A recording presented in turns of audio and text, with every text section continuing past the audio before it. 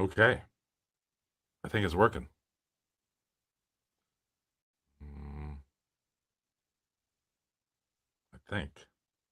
Yeah, I think it's working. Let's close that. If anyone can hear me, let me know.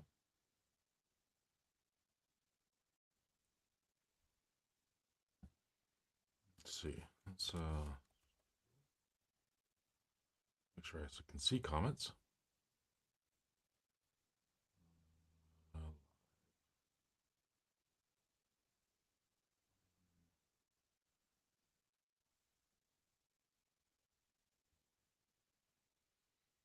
okay. Yeah, I think this is working. It's been a while since I've done one of these. Not sure why.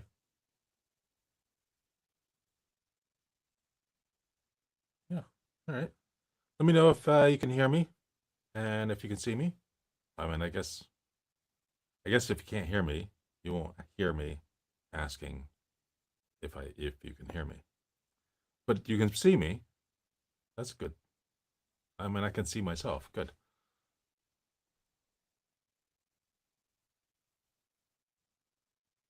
Anyone here?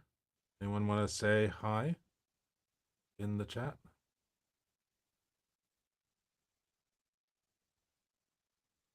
Um,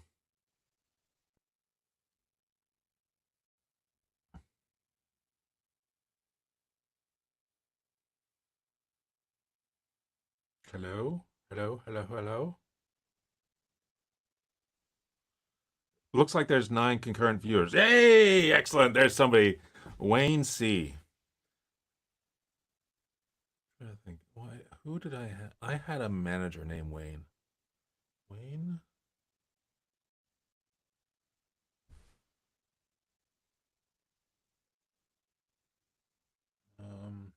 Anyway. Hallo, meine Deutschkurs mit Johann und Kira. Hello. And hello from Enrica Villa. Via. Via? Is it Via? Villa? Anyway. And hello from Tony Baldini. Thank you all for being here. It was very exciting. It was always exciting. It's always exciting to be here. It's so cool. I am doing great. Yeah, no, I realize there are more than one Waynes in the world. And actually, I think that Wayne might have passed away a while back. Um, it was something with I think it was at where was it? Was I at I think it might have been one of my managers when I was at Microsoft. And there was something about the name. It was like a uh first name, last name, and then the following manager I had was pretty close to like their names swapped around. It was God, I wish I could remember what that was. Um, I remember getting a real kick out of it at the time. I just can't remember any details. Or maybe it was at Capteris. I don't know. You're South African. I've been to South Africa. I don't know if you've. That was a long time ago. Um, at the time, yeah, where was it? It was in Johannesburg. Cool town. Um, and one of my like the senior person in the office, this was in at OpenText and Capteris in the Netherlands. The senior person was also South African from I believe he was from Cape Town and now lives in Boston. But anyway, let's see. Hello, Matt. I can see and hear you. Excellent. Thank you very much for confirming all that. Um, let's see. Why is yeah? I think that. Oh, okay, okay, okay. I see what's going on. I think I got to reset everything in this. I think I decided that last time around. Probably last Tuesday when I did the stream with Ryan, and uh, and then I haven't touched the stream since then. But I keep eventually I'm gonna remember. Okay, I need to reset all this because several of the things that I have in this room just don't work anymore. Um, I've got a Mac Mini, which I usually stream from, and it turns out it's too slow to do the stream, and it has problems.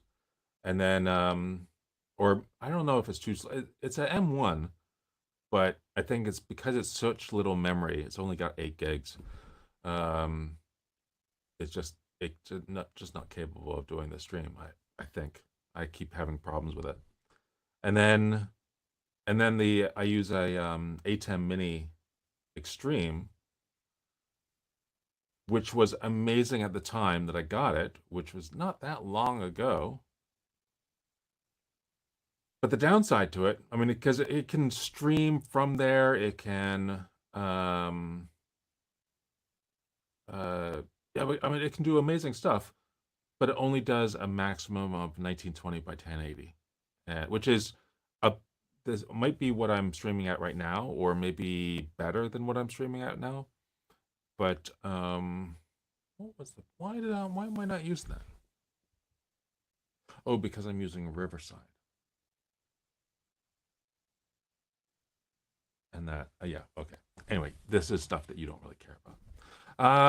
So what have I been up to? I was we have our um cleaners.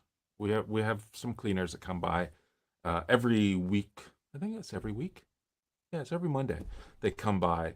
But they didn't come by for the last month because I've been living on my own. Um and Yeah, I'm streaming at 720 because my the 8 gigs. It's the 8 gigs on my machine. That's the problem. Yeah, the M1 itself is fast enough, but I think I came to the point where just the 8 gigs is just not good enough. I don't use OBS. It's purely going to Riverside, which is who is actually doing I'm uploading my stream to there. The reason why I use Riverside is to make it really easy to connect with somebody else, um, and uh, and pushing the two streams from my machine would be from my network. I mean, my network's terrible. Would be really taxing on that. And for what I get, Riverside seems to be the cheaper offering, so that's why I go with Riverside. Let's see why. Let's see. Can I go to? Um. Yeah. Okay. So this is capturing in 1080, but streaming in 720, and then I can later upload the captured version, which is kind of nice. Let's see. Mm, okay. Anybody have any questions about anything? Oh, so I was saying we have cleaners, but we haven't had the cleaners come by in like a month because Tony, my wife, and our daughter went to Detroit, where my wife is originally from, to visit with family, and they've been gone for a month. They come back tomorrow, and so they wanted to have. I think my wife knows the level of cleanliness that I am accustomed to. I think what I think is clean often isn't what my wife thinks is clean. And she assumed that I would need a little assistance, and so we scheduled the cleaners to come back on today. And so I went off to a coffee shop and did some first edits for a series of videos, actually about 4 videos that are going to come out over the next few days or a couple weeks, because I've got a video on Diffie, which is a really cool tool for it's kind of a GUI tool for building workflows using AI.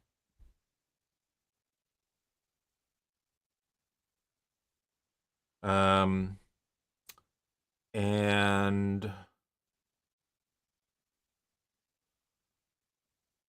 so yeah, Diffie is really cool. Made a video about it. That'll come out in next.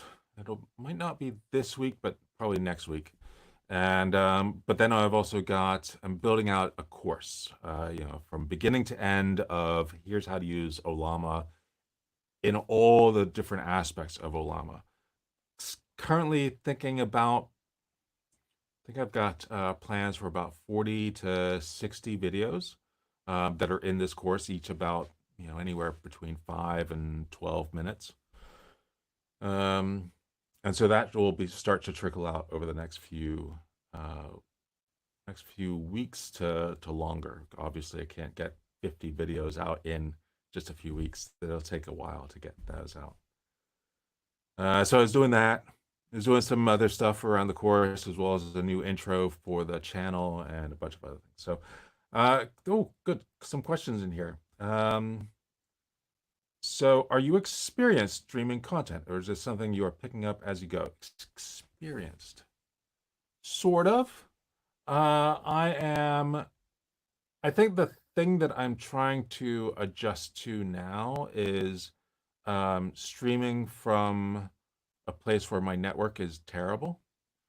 Um, Before, had done a bunch of streams when I was still living in Boston, and there we had gigabit down and gigabit up. It was through Verizon. What's their? They have a FiOS, Verizon FiOS, which was amazing, especially compared to what we had with Xfinity before. So 1 gigabit upload and download, and here on Bainbridge Island, which it's shocking that internet is as bad as it is here on Bainbridge Island. I've got 2 doors up the street from me, 2 or 3 doors up the street from me. I got a guy who was hired at Amazon to play around with the idea of, is it possible to sell more than just books? We almost bought a house from somebody who started a company called WebEx, which got acquired by Cisco. We, I mean, I point in any direction, and there are all sorts of founders of big companies or like important people in software, and yet we're stuck with terrible, terrible internet.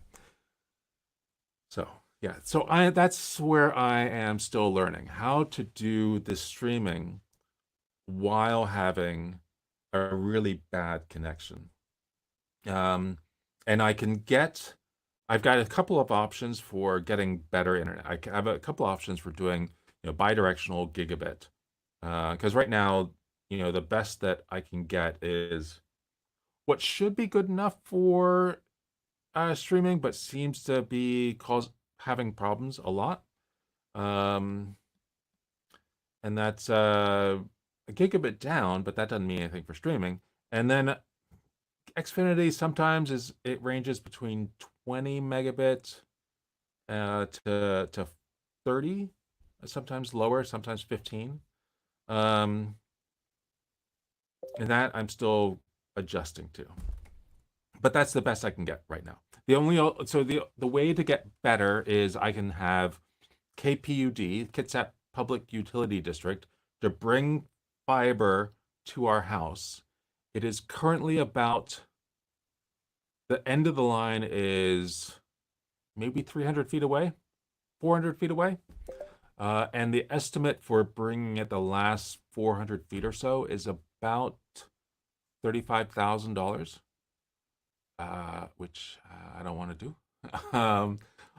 Or I can get like a shared office space in town where they have faster internet, and I don't really want to do that either.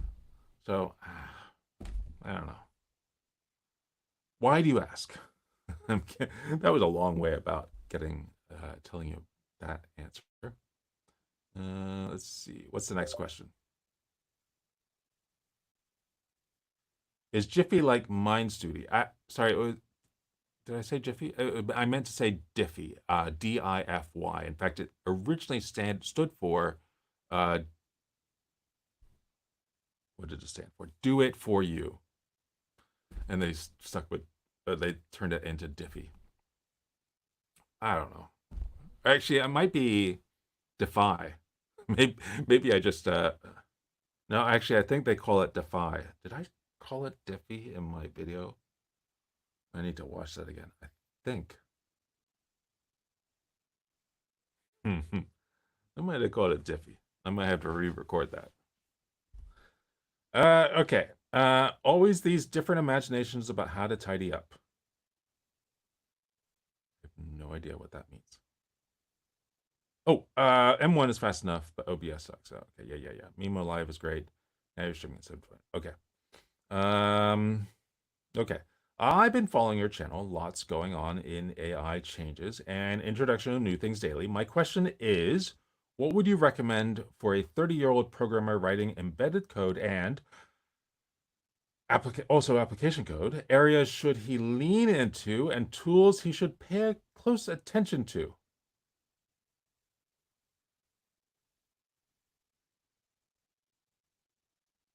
I don't know. Stuff's changing all the time. Who knows?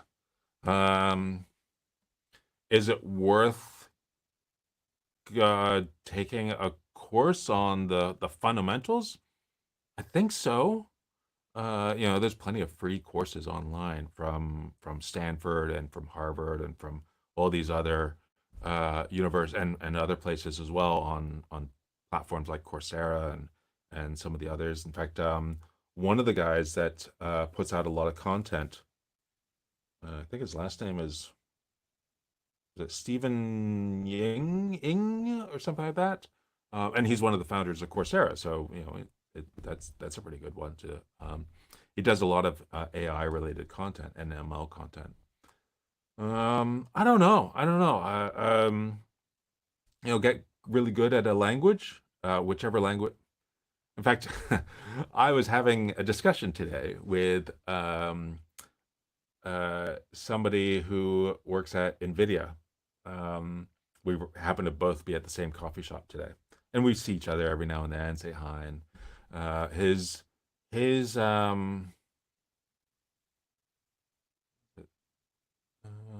think his son and daughter.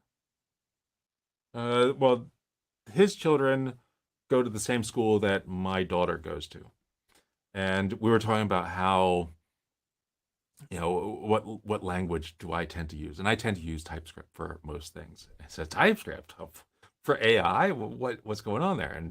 And he was frustrated that I think we have the same frustration, and we got to a destination, a different destination from there.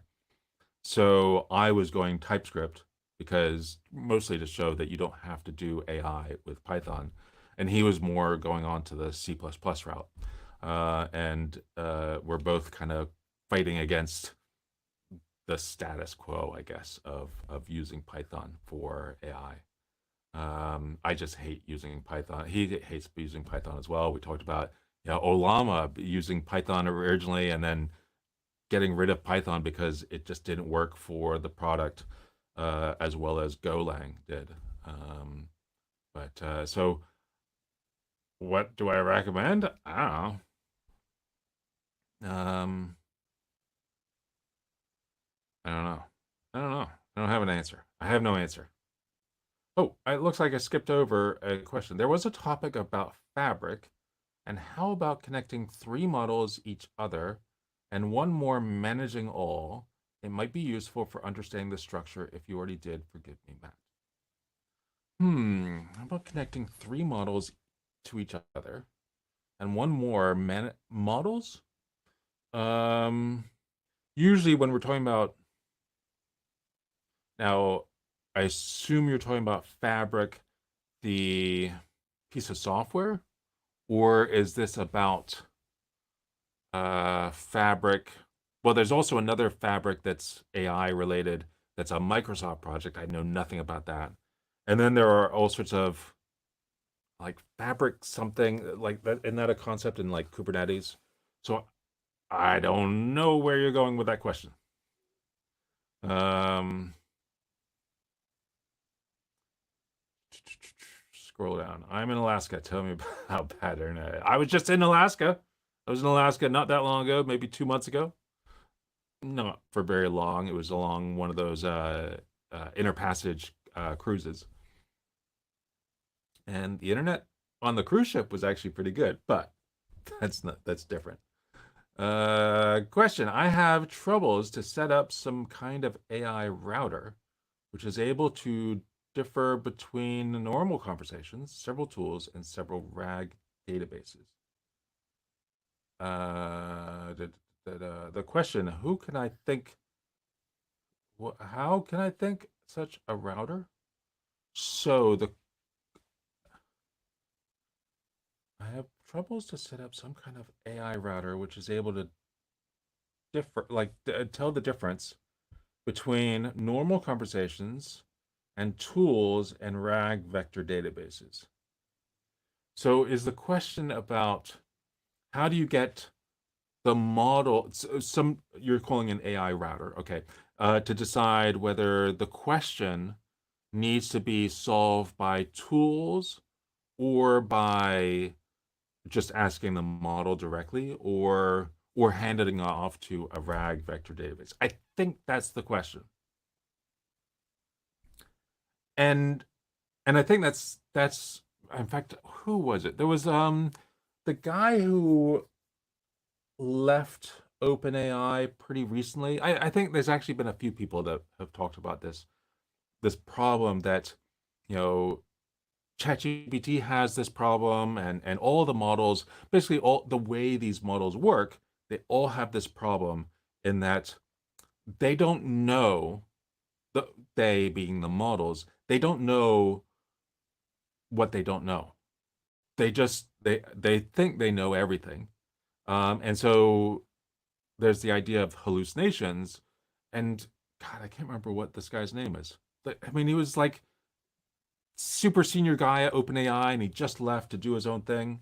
Um, and he was talking about how all it doesn't a model doesn't know that it's hallucinating. That's the word that's often used. It thinks all of the answers are the same thing as a hallucination. It doesn't know enough to know that it doesn't know what it knows. It You can't say, if you don't know the answer, then recommend a tool, because as far as it knows the answer. It's just not correct. Um, and so that's one of those big problems in how do you get the models to recognize what they don't actually know. Um, and that's a problem that nobody has. Carpathy, is it? Anyway, I think I might be mixing it up with Kaspersky or whatever, the virus antivirus vendor that got banned from the US pretty recently. Kaspersky. But anyway, somebody talked about how, that there's just no way for models to know what it doesn't know. And so having any sort of router that says, is that the guy's name? I can't remember who it was now. Uh, okay, that I'm pretty sure you didn't spell I don't know. I don't remember who it was, but that's probably not the right spelling. But I think I know who you're talking about. I just can't remember who it was that said this. But it was somebody at OpenAI pretty recently. And that being just the problem, that's the challenging problem. How do you get the models to recognize what they don't know so that they can um, direct it to tools? And one of the strategies I've kind of found is, if this is if the answer to this question is reliant on information discovered in the last 2 years, then maybe always default to using tools. Yeah, that's a okay. That could be it. Um, and so if it's newer information, then default to using tools. Um, and older stuff, maybe rely on your own information. As for how to decide whether it should be in a RAG database, I don't know. I mean, maybe doing the search at the same time, and if there's nothing, if there, initiate the, hmm. I mean, it's pretty quick. It's pretty easy to always ask the RAG database first. Do you know anything about this thing? Um, and and if it gives a result of that proximity result is below a certain threshold, then okay, well, it probably doesn't know anything about that. So let's ask the model without RAG information. And if it has stuff from RAG, then maybe it doesn't need to worry about tools. And if it doesn't, then do well, is it newer than 2 years or whatever the date threshold is? That's probably how I would start to go down that route. I have a bad taste in my mouth. I don't know what that was. Wow. I think I got sweet tarts or something in my mouth. Okay. Chit chat, Matt. Have you Langgraph Cloud? Have I used Langgraph? Let me hold on. Let me look it up real quick. Langgraph, just to remember what it is.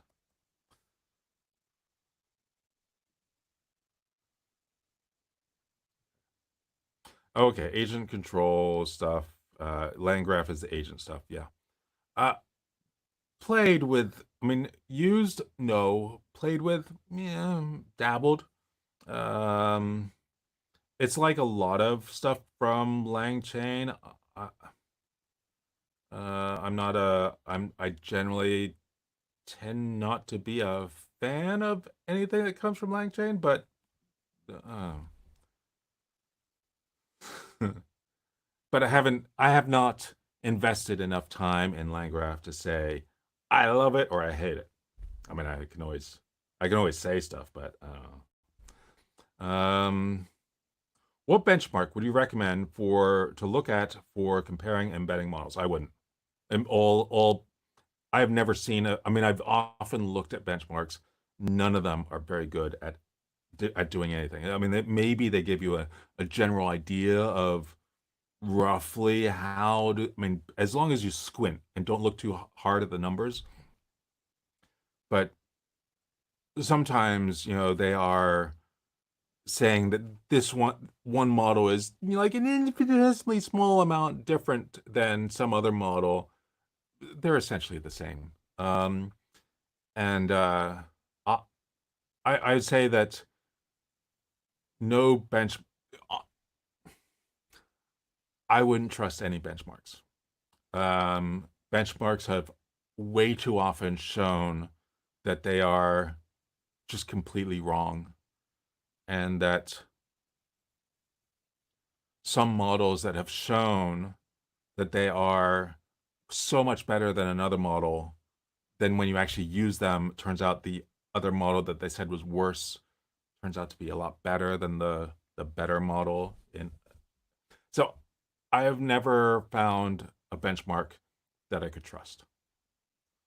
So I don't know of one. It'd be great if somebody comes up with a benchmark that is actually valid and useful. A lot of people seem to put a lot of value into benchmarks, but it's not real. Question, who can I thank? Okay, thank you. Okay, exactly. Cool. Okay. Love Llama, open source versus closed source. Presently, what would you say are the best models? There is no best. There's no best. There's no one model or one service that is best because everybody has different requirements. And for me to say that, whatever model I like to use for whatever, I mean, and there's different qualifications. I mean, even if we just look at my specific, or let's say your specific needs for a model, with regards to the the kinds of answers it spits out, there's also a difference about speed. If a model spits out the absolute perfect answer for you, but it took 10 minutes to generate that answer, and another model gets like 99.99% of the way there, but took 2 seconds. Well, this slow one's better, but this one is better because I got the answer so much faster. So better, I don't think there's not a better or even a best model for all people. It all depends on, um, it's God. What was there was a topic I used to talk about. Oh, with regard to monitoring. When I used to work at a monitoring company called Datadog, and it's not just there's not one dashboard that is the best dashboard for, say, Postgres or for whatever other infrastructure you're monitoring. It all depends on what are your business metrics, what are your business goals, um, and trying to apply your business goals to Postgres or to Kubernetes or to whatever. That's what's really important. And so whatever your overall goals are, you need to apply that to the models. And there's no benchmark that is just right for your goals. So this is my super long-winded answer to benchmarks suck.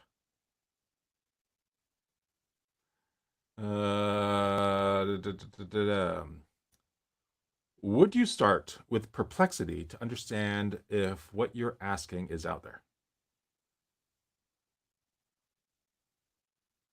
Sure. And Perplexity is a great. I mean, there's plenty of. I mean, I think I think Perplexity was new and novel and interesting when it first came out. Is it all that interesting anymore? I don't know. It turns out it's really easy to do a search online and feed those search results into a model to come up with a description of, or a summary of the search results. Is Perplexity even interesting anymore? I don't know. I mean, I've gotten just as good results from Perplexica, which I think I did a video on. And all that Perplexica is doing is just doing a search on SearchNG, or SEARXNG, and then feeding those results or some results into a model to do something with. And I found that Perplexica and Perplexity not that much different. And what Perplexica is doing is not that new and novel anymore. Anybody can do this stuff. I'm very negative today, aren't I? Everything sucks. Let's see. In fact, I tried the Open Web UI on the BPS. You can try it and give me your opinion. I feel like I missed something.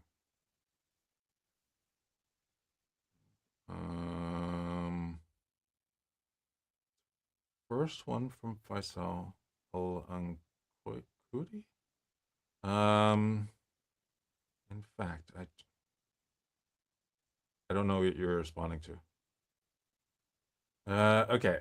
If it's out there, and good chance it was included in the model. Uh-oh. Would you start with Plex? If it's out there, and if it's out there, good chance it was included in the model. Ah, Now I'm putting all the bits and pieces together.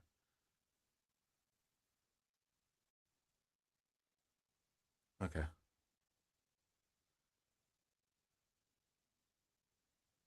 I think I answered the question. But I think generally the idea of doing a search on, I mean, there's all if you no matter what you search for, there's always going to be you're always going to whatever your opinion is. If you do a search for whatever your opinion is, you're going to have plenty of information online to help support that opinion. If you believe the Earth is flat, as some people do, you can do a search online and you will find plenty of evidence to suggest that you have the right uh, idea of how the world is, and everybody who thinks the Earth is a globe, or a sphere or whatever spheroid, is just wrong. And so you're able to always find the information to help. So there's always information about whatever you're trying to search for. Um, but hopefully, it's not just about the information you find, but also the source of that information, and you trust the source of the information. And once you have those sources and the information, having the model kind of summarize that information, from sources that you trust, then yeah, that seems like a really great way of figuring out is if this is the right kind of answer to a question. Do you then compare those results with what you got from the model originally and then see if they're close enough? Is that a good approach? I don't know. Or is the fact that you're getting the search results and then handing it off to the model as a summarization step, maybe that's good enough. But even then, I guess I guess there's a stage that needs to happen ahead of time or at some point to say, I trust these sources. I don't trust these sources. Um, you may be in the camp where you believe Fox News, but you don't believe CNN, or you believe New York Times and you don't believe the Wall Street Journal, or which side do you fit on for whatever topic we're talking about, and then do the search, find the most trustworthy sources and the answers that they give, and hand that off to model to summarize. Seems like a very good approach. Hmm. Thank you.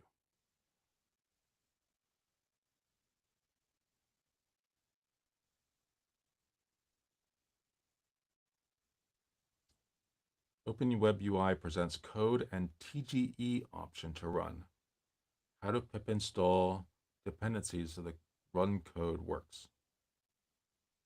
I'm not sure if that's a question or a statement. Um, can you tell us a little bit more about your current life, if you don't mind? I'm very curious to know why you left Olama and what your main source of income is today.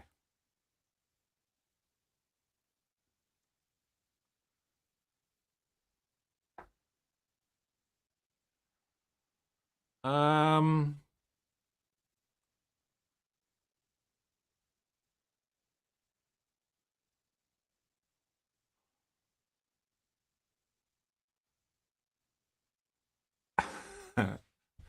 I still don't know how to answer that one. Olama and me separated ways in January.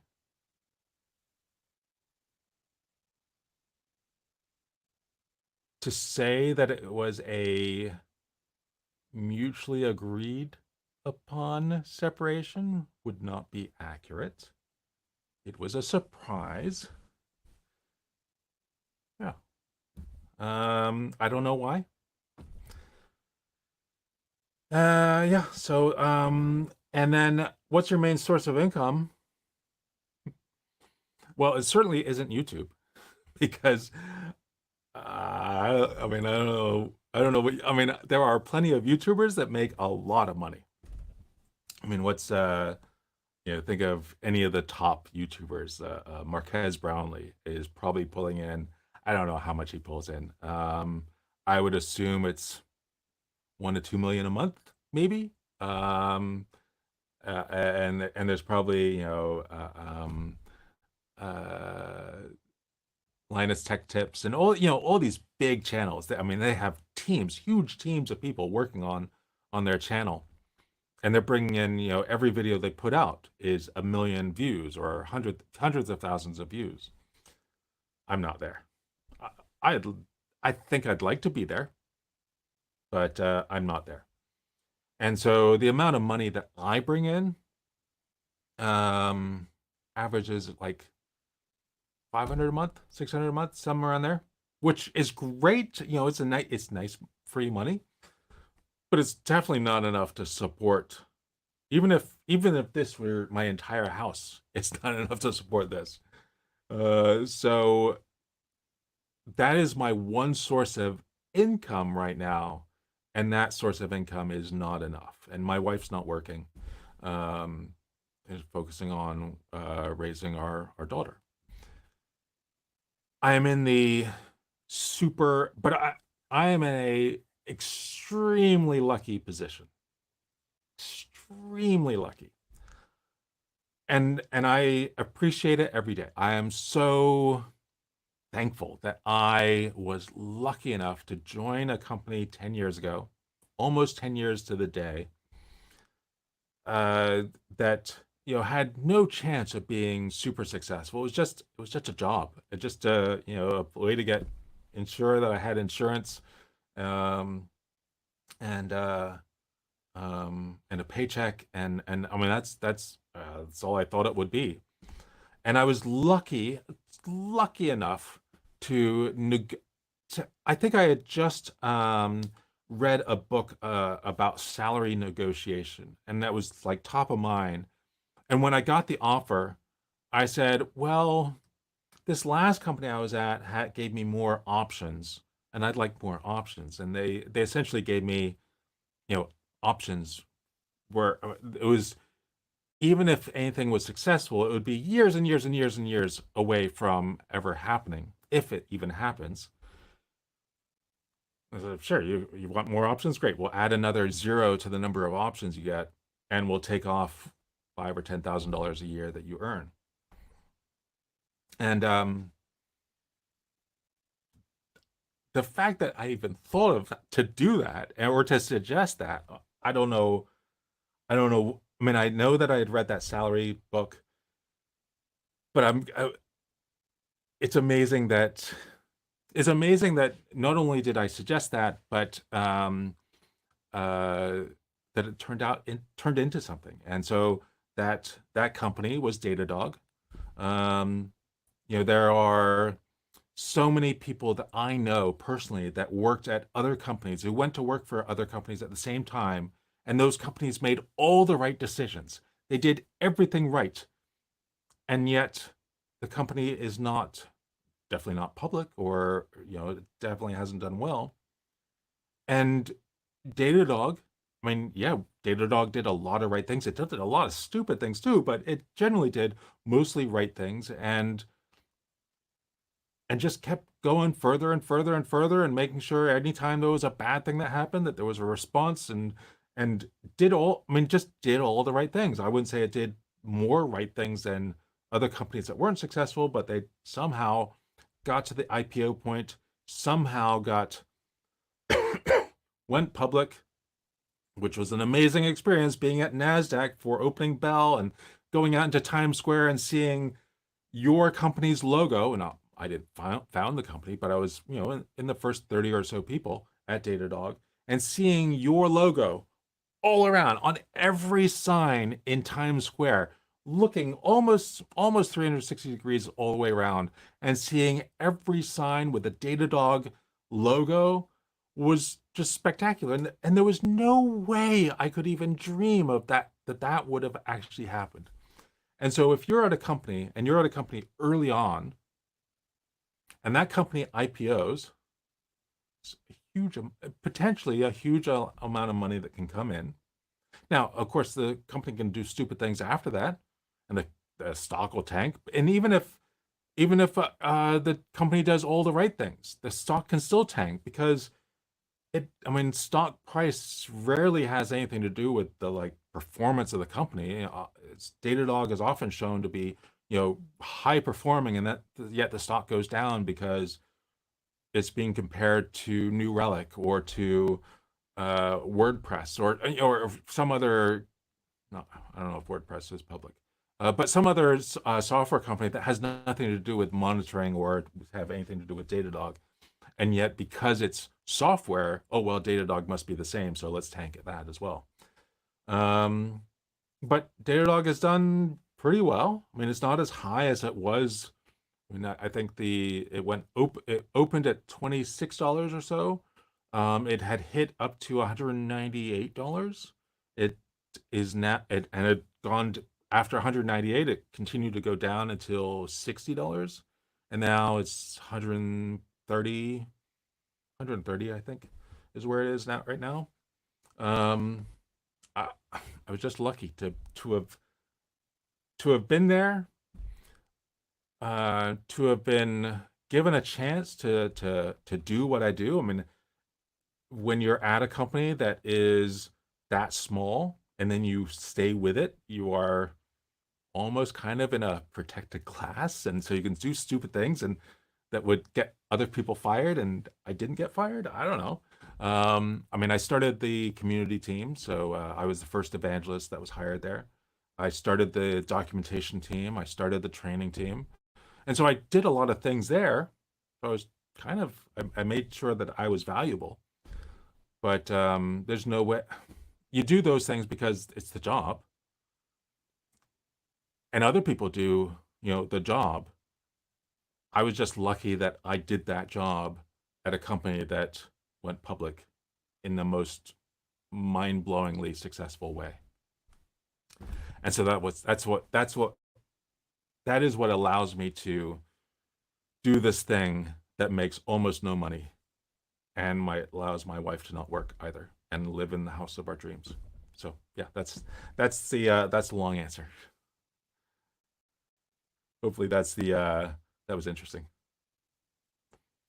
Search engine is not a local search engine. Some people don't. So yeah, okay. So search engine is not actually doing the search. It is requesting the search results from Google and from Bing and from what other a bunch of. It turns out there's a whole bunch of search engines, and when you install a search engine, you find out, oh, there's all these other search engines. Um, and then aggregates all the search results. Every search against Google is getting slightly different information about you, so there's no way for it to really track what you're searching for. Um, but it gives you running it locally gives you a local API to work against, and it's just really convenient for. Um, I mean, obviously, it's not a search engine because if it were a search engine, you'd require lots of storage locally to store all the information about the world's websites, which you don't need to have. Um, and it definitely doesn't search anything locally, not like the what was that application you could install from Google on your local machine that would search and index all the information locally inside your network. I mean, there used to be that yellow box, that yellow 1U rack item that Google would sell that would search all your company's documents and stuff. And then that was kind of converted. I think that was the, I guess, inspiration for the application that would do it locally as well. And those maybe are local search engines, but that would integrate in with google.com, which was pretty cool at the time.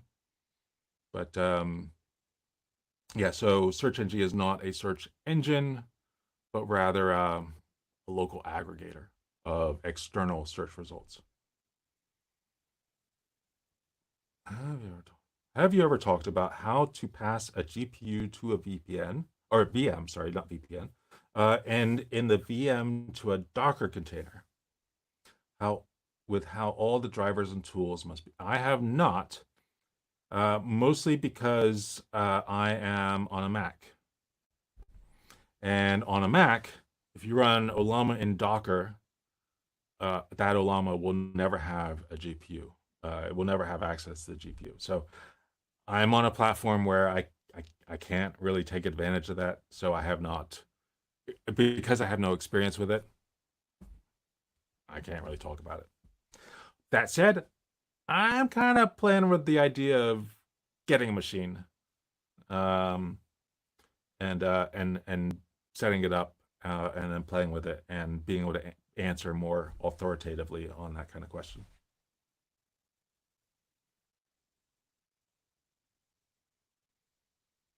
Am I getting?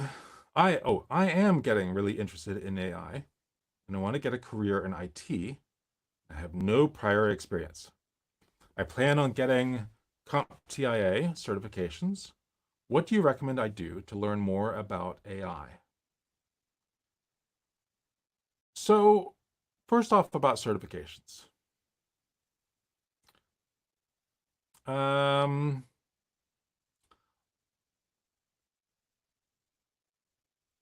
uh, I'm not a man. I want something I can say things positive about. Oh, I guess talked about positive things with my situation with Datadog. Okay, so I did positive things. I can go back to negative. Um, I'm not a fan of certifications. In fact, when I was doing hiring at another company a while back, actually, this is before. I think it was the job immediately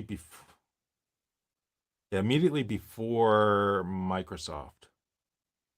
I was working for an analyst firm. We did reviewers guides, white papers, competitive analysis kind of stuff. And I had two people that were like, they were almost identical. They were like the classic, I guess, case study for hiring. And you got these two almost identical people and identical qualifications, um, ignoring the education, just two identical people. And one happened to go to, um, and they would have cost exactly the same amount. The salary would have been exactly the same.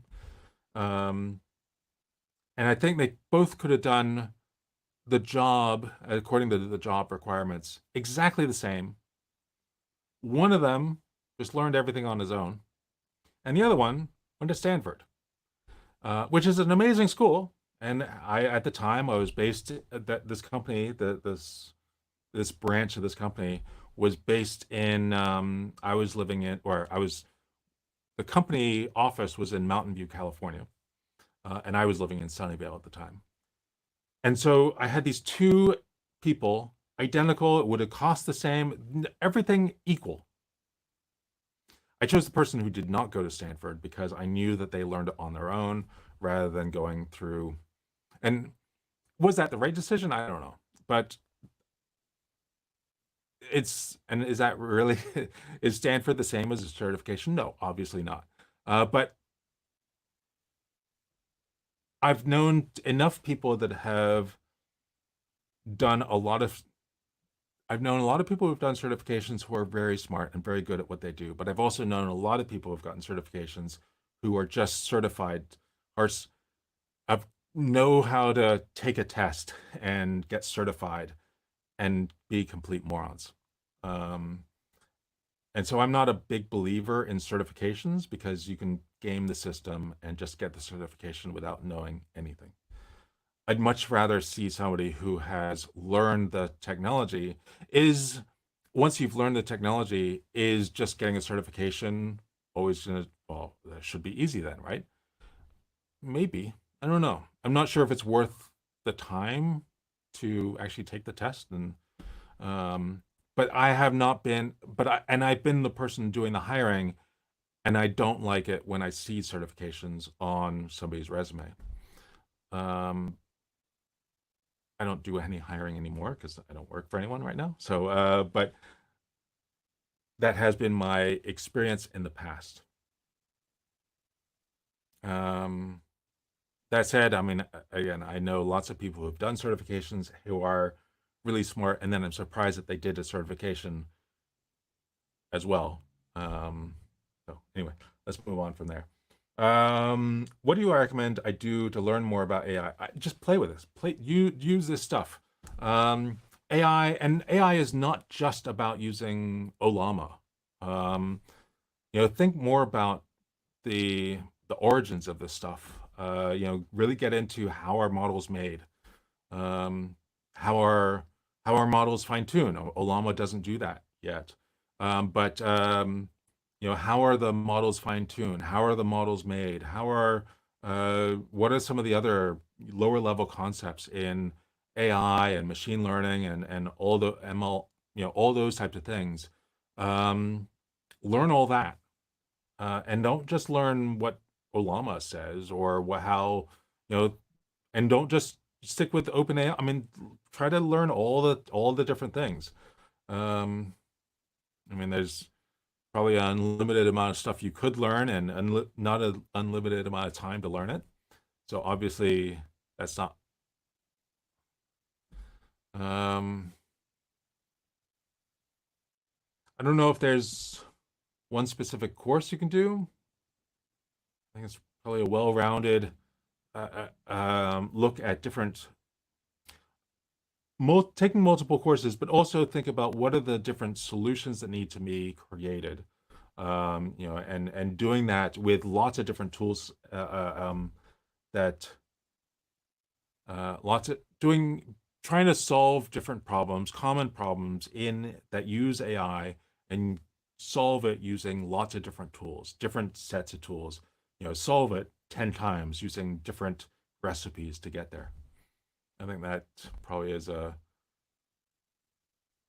that's probably what I would do. I don't know. I don't know. I don't know.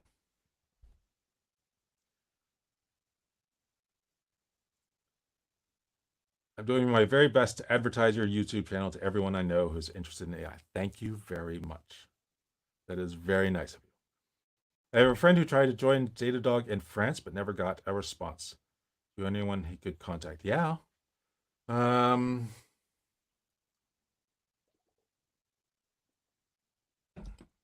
so it's interesting about the French office, the Paris office of Datadog. The two founders are French. They went to school in France. They moved to the US. I'm not sure if it was their first job, but it was one of their early jobs to work at Wireless. Was it Wireless Generation? I think was the name of the company, and they did educational software.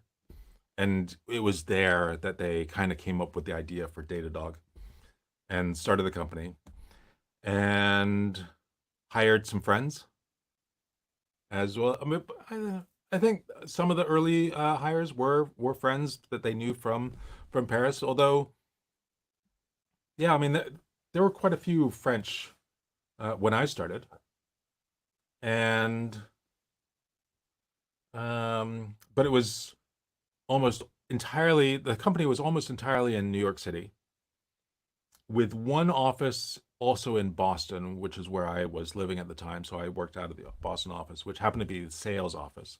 So even though I was hired as an evangelist, I was put in the sales office, which was fine. Um, but there were only 4 or 5 of us in the office when I started. And um, and then the New York office, a few of the developers lost their visa or they couldn't renew their visa.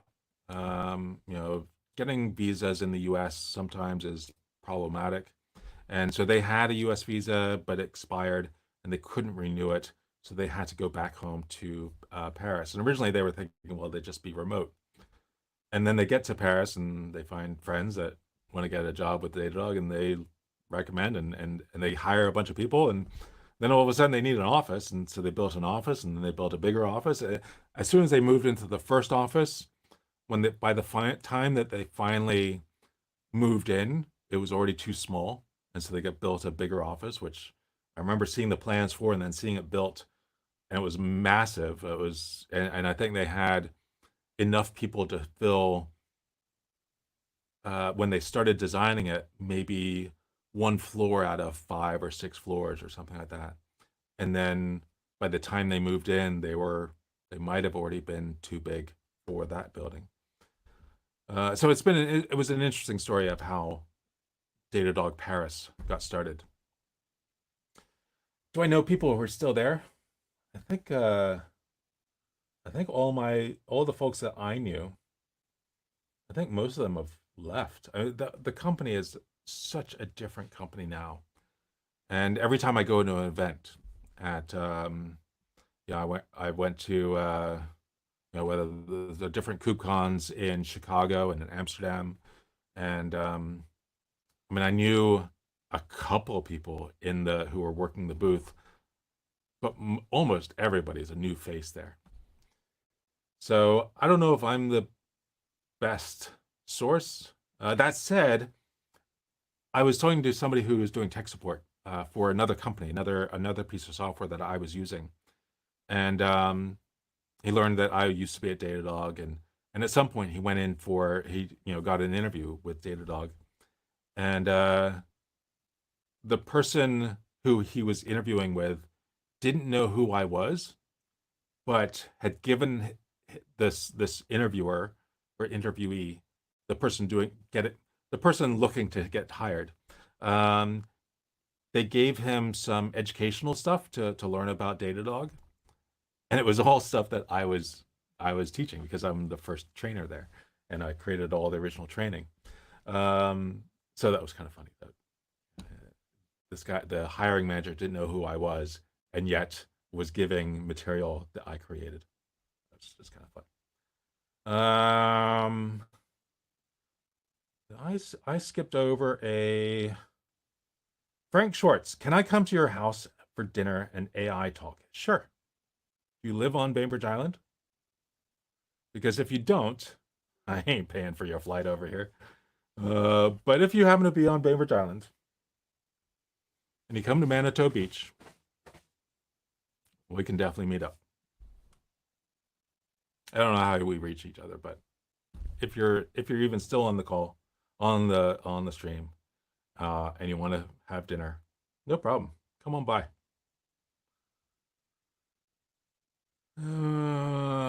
Okay, my experience with one guy in particular who consistently pointed out how many certs he had. Somehow he was a manager due to all the certs. However, none of the certs even applied to our projects. Yeah. Have you heard of something called feature engineering with AI models? Feature engineering. Something I saw recently with a data analyst. Feature engineering.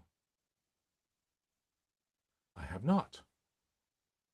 Let's see what the internet says about feature engineering. Feature engineering explained. The process of selecting, manipulating, and transforming raw data into features that can be used in supervised learning. Huh?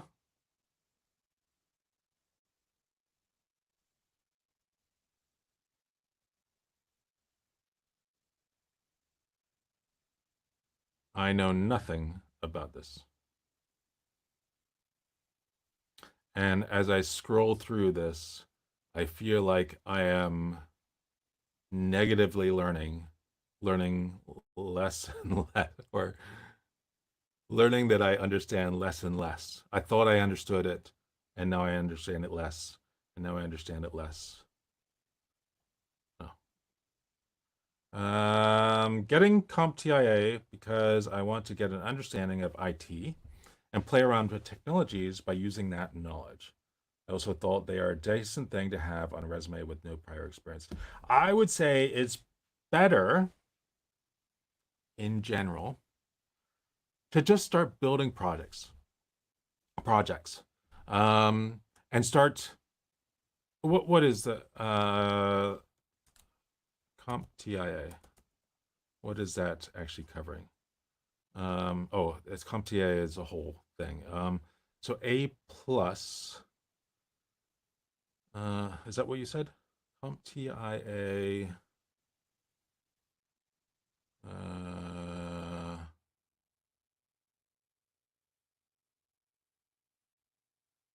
certifications, just in general. Um, I think it's more important to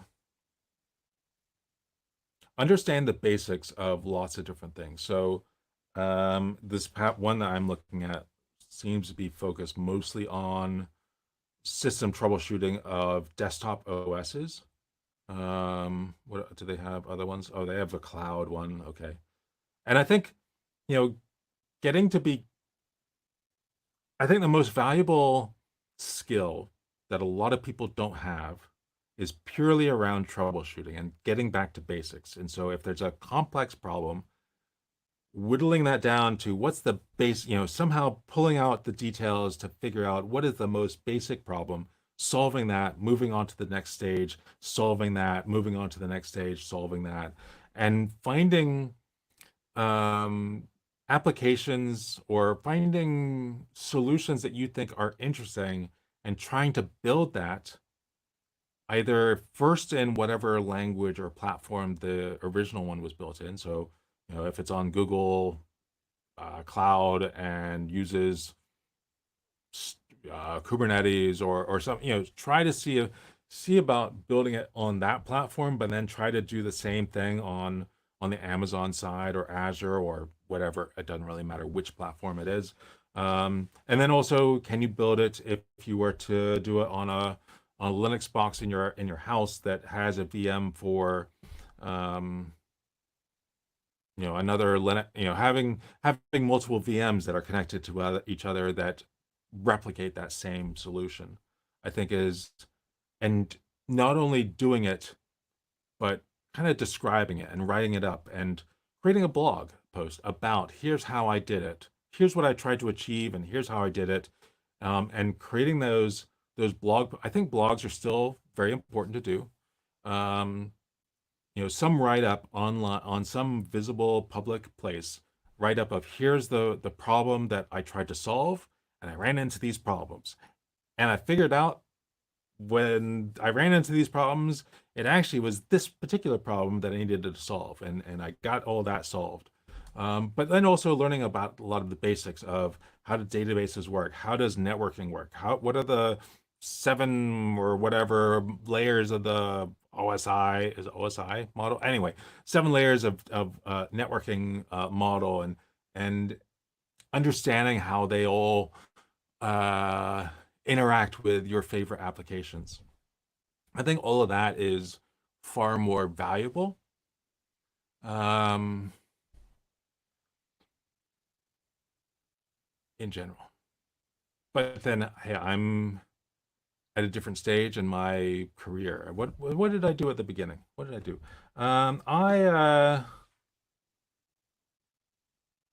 I didn't have any certifications when I start my very beginning, but I had a friend who helped recommend me for a job that I was doing tech support.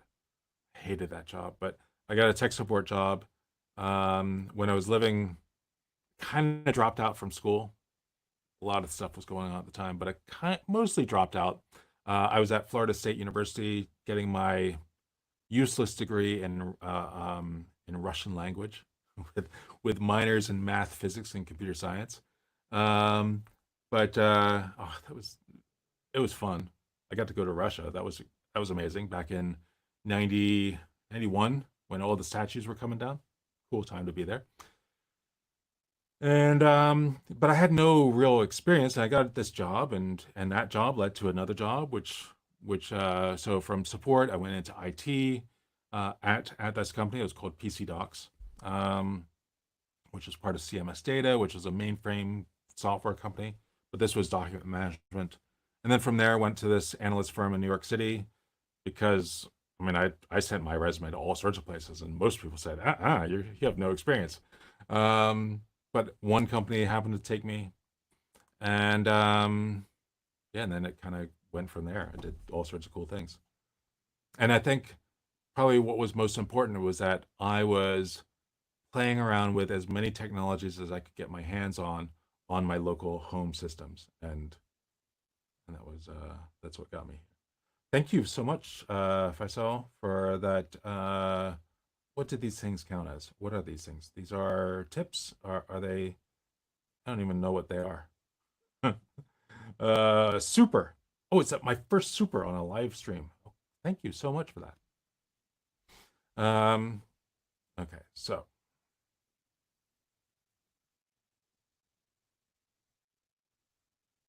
landscapes. Yeah, as here for the programming said, continuous learning. I mean, I'm still to this day. I mean, yeah, I started in my software and technology career when I was, let's see, I would have been 21 when I first started working at PC Docs.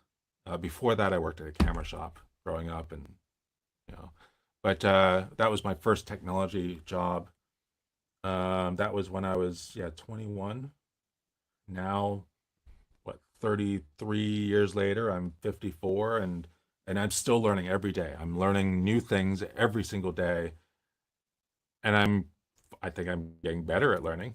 I think that's one thing that's happened over 30 something years, is that I actually learn a whole lot better than I did way back then. Yeah, keep learning. There's a another community I just joined. Um, Misha, I don't know what his last name is. Dutch guy, and Vandenberg, something like that. Um, he's got a community on School, Skool. It's sort of about DevOps and Kubernetes, but it's also got this side on note taking and Zettelkasten in Obsidian. Um, so I'm always joining new groups and learning about, taking new courses and other things, trying to learn about. I'm always learning. I'm always trying to learn. And so if you if you are hoping to be able to learn a bunch of stuff and never have to learn again, not the career for you. Be constantly in okay and excited about learning new things. Who knows what's going to happen in the next 10 years or 20 years or 30 years? Where is technology going to be? For the people that are saying, oh, you don't need to learn programming because AGI will be here and AI will do all the programming. Pfft, yeah, right. Whatever. That's, those people are going to be, if they, whoever they have just told not to learn programming, they've just made that person become irrelevant because they're not gonna be able to keep up because AGI is not here. It's not going to be here for a while. Um, the AI is not going to be able to program the whole application for you for a long time to come. There's a lot of time for you to get really good. Man, I'm negative a lot. Or maybe I'm positive. Maybe that's a positive thing. AGI is not going to take your job. Or maybe it will take your job when it finally gets here in 15 years. But it's not going to take your job tomorrow. Okay, where are we now? The first tech job was in the oh, let's see. Okay, like the paradox of how to get the first tech job with no prior experience, given that one of the most important factors is work experience. I wouldn't say the most important factor. I mean, it's definitely for later jobs to get that work experience, but the first job, I mean, showing that you learned all this stuff on your own, I think is super valuable. And documenting the fact that you made mistakes along the way and here's how you solve those mistakes definitely helps. If you're a programmer or at least kind of programmer-esque, having a GitHub where you have solutions that you've created and documenting what you learned along the way definitely helps that first employer understand the value they're getting out of you.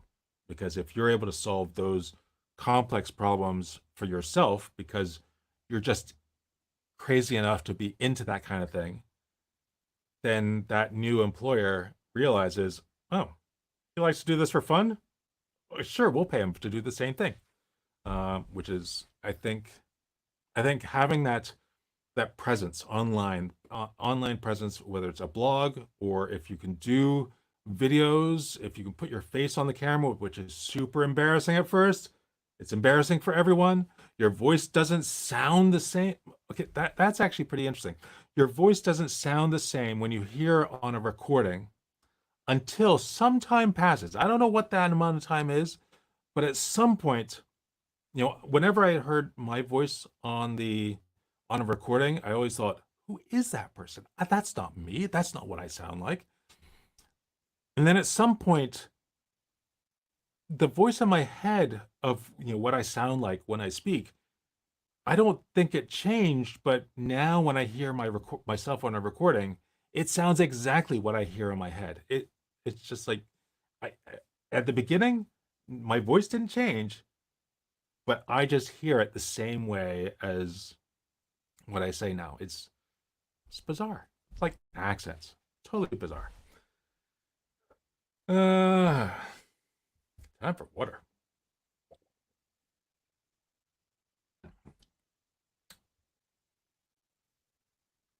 Love continuous learning. One of the main reasons I want to get into it. Cool. My first tech job was in the IT department, fixing hardware and dealing with user-created problems. Soft skills are more important than you might think. Absolutely.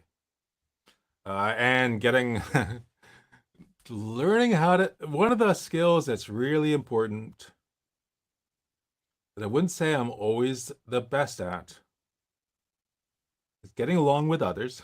There have been some times where I almost got fired at Datadog for saying something on a public forum that I probably shouldn't. I mean, I was right. That's the problem. I knew I was right, and yet it's potentially offended somebody, and it went all the. I had to basically apologize to the not quite the two founders, but almost. I could have been fired maybe 3 years into my time at Datadog. It was and there were a couple of those. I didn't learn my lesson well, and almost got fired a couple times from Datadog. Soft skills, very important. Don't ever do. Don't always be careful to how you respond in email or on any sort of electronic means, because no matter how right you are, there's somebody who is going to misunderstand the meaning of what you said and think you said something really negative. Huh. Words of wisdom from Matt. I'm still on the call and excited for dinner. Great. What are we having? Maybe we just go to the. Are you on? I don't have any plans for tonight. If you're on the island, are you on the island? Do you actually live on Baybridge Island, Mr. Frank Schwartz? I can just meet you up at the pub down in Eagle Harbor.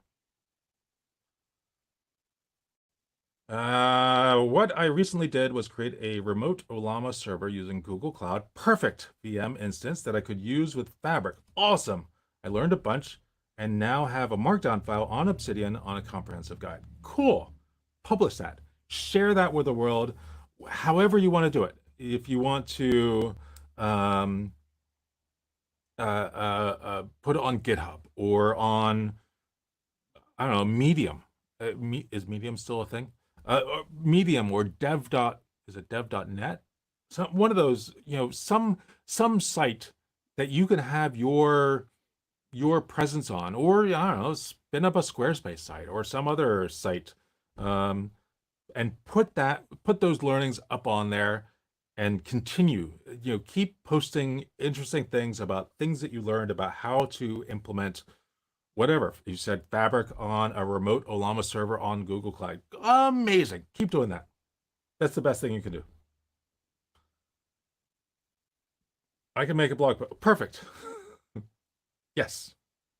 I'm probably going to use Fabric and use extract wisdom pattern on this live stream video if you upload it after it.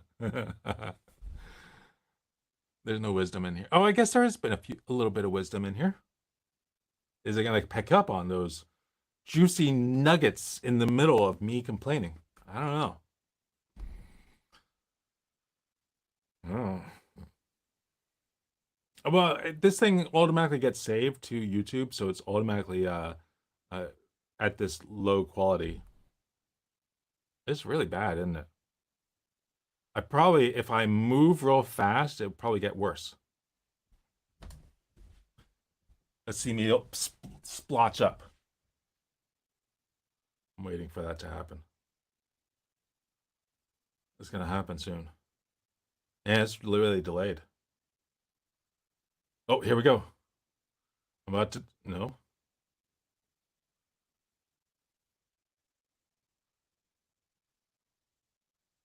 Oh, it's quite delayed.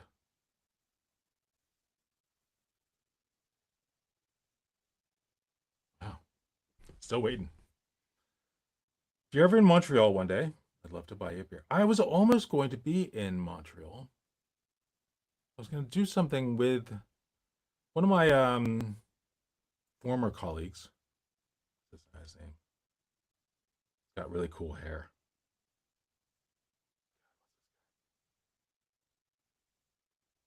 He invited me to do a tour to talk about Olama in a few cities.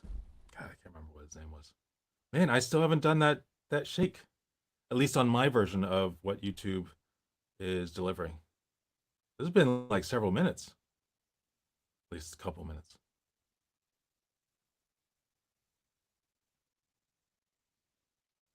I'm just waiting for me to do my swerve. Man. Hmm. Any other questions? Any other thoughts?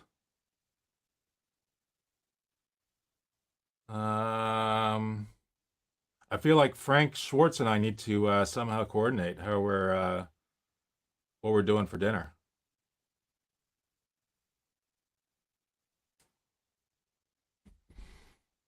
Oh, am I about to do my swerve?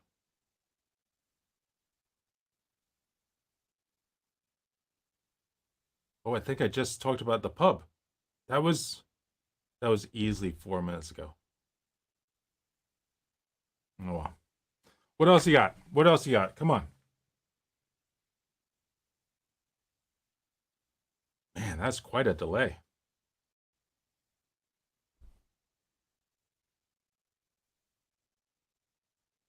Let's see. Can I think of anything else? Mm, hot here. It's really hot here.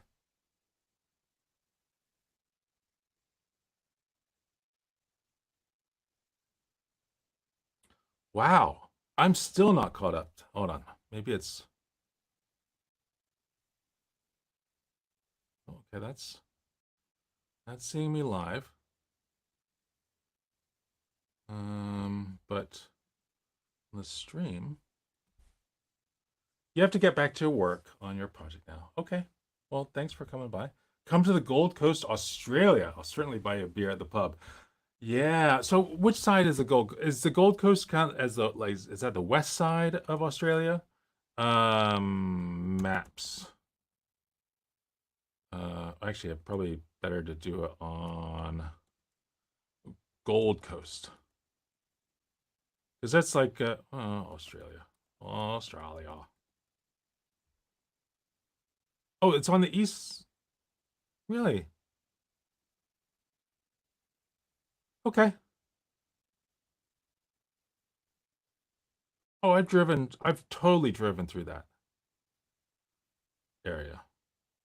Why did I think it was the west side? Western edge of Australia. I don't know. Yeah, I did a drive. Maybe you were on when I talked about this last time, but I was on um I picked up a camper van in Sydney And I looked at the map. And I thought, I can do that. I can drive up to Cairns in a week. No problem. I got a week here. I'll fly out of Cairns back to Sydney, and then I'll to get my connection back to where I was living in Amsterdam. Um, and that ended up being the worst decision of my life because, well, so I got a massive camper van. That was probably the first bad idea. Getting this massive camper van, which turns out when you slam on the brakes, it takes a long time to slow down. And so I'm driving through Sydney, and the lights turning red. I slam on, I not slam, but I press the brake, and it's slow. It's coming to it's slowly stopping.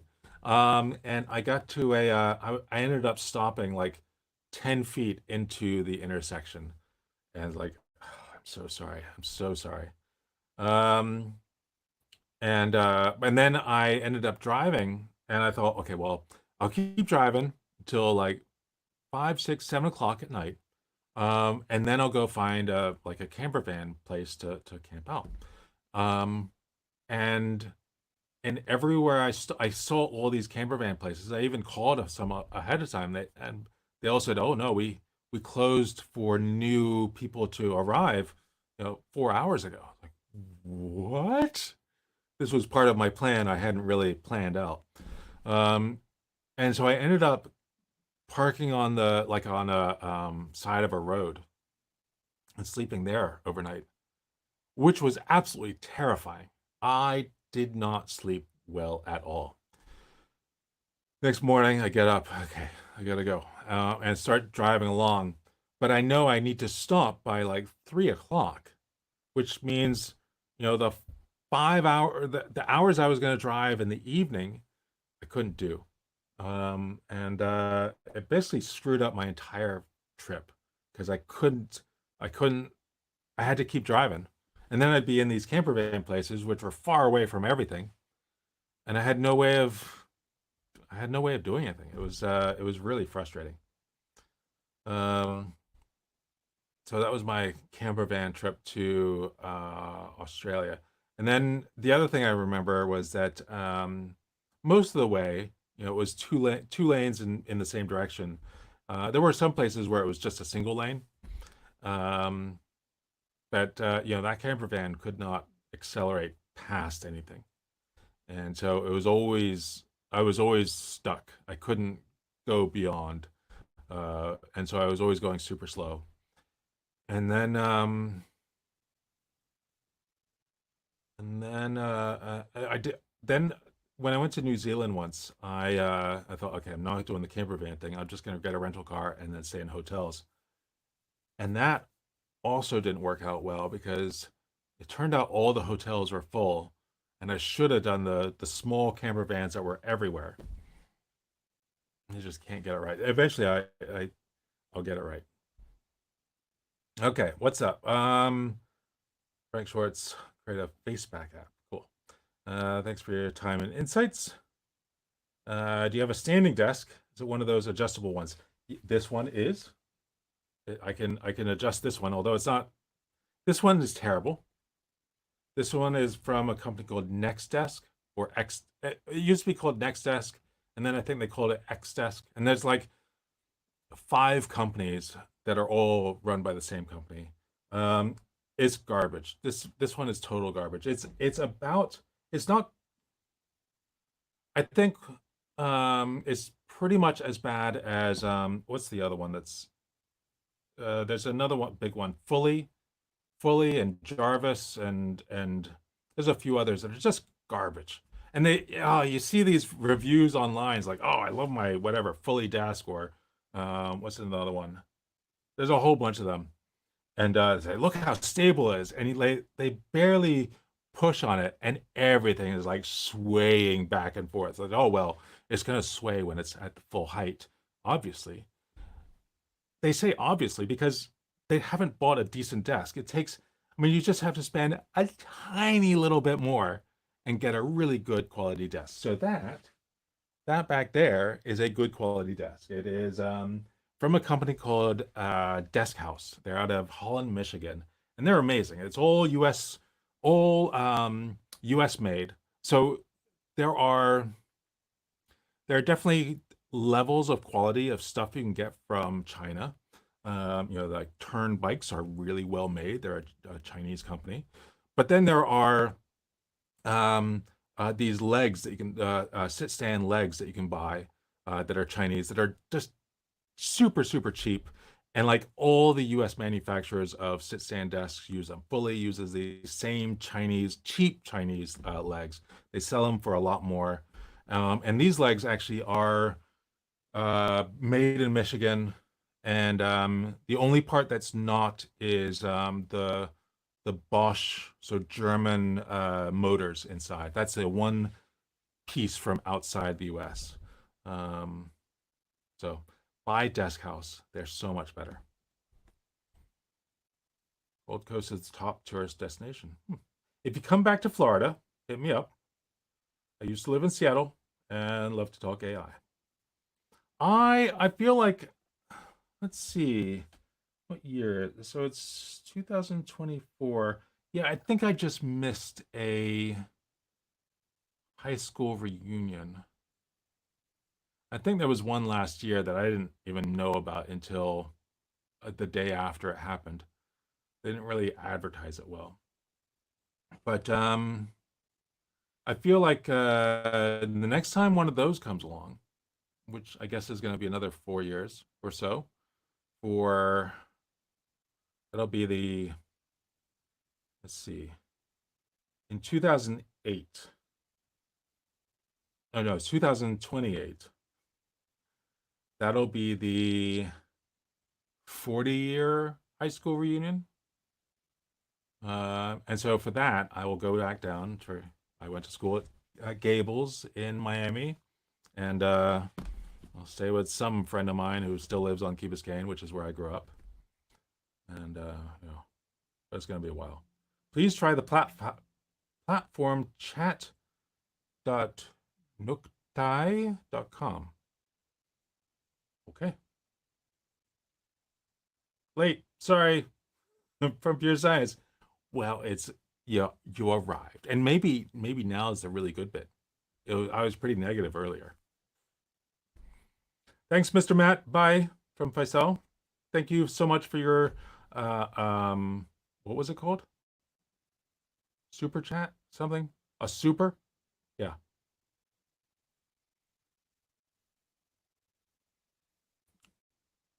Okay. Well, I think I should probably hang up now. And Frank, hey, I'm looking forward to. I mean, I don't know where you are. You haven't really said where you are. Frank, where are you? Are you here on? Are you in Seattle, in Bainbridge Island? Have we actually met before?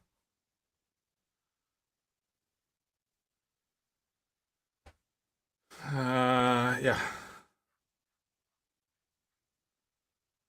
Come on by. I'm open to it. All right. Well, I guess I'm gonna hang up then. Thanks so much all for being here. It's been I can't believe I've been on for an hour and a half. That's kind of shocking, but I've been streaming that long. I always have a hard time like finally signing off and saying I'm gonna leave now. Goodbye. I don't know why, but hey, I'm gonna leave now. Thanks so much for being here. Bye bye. Let's find the end stream button.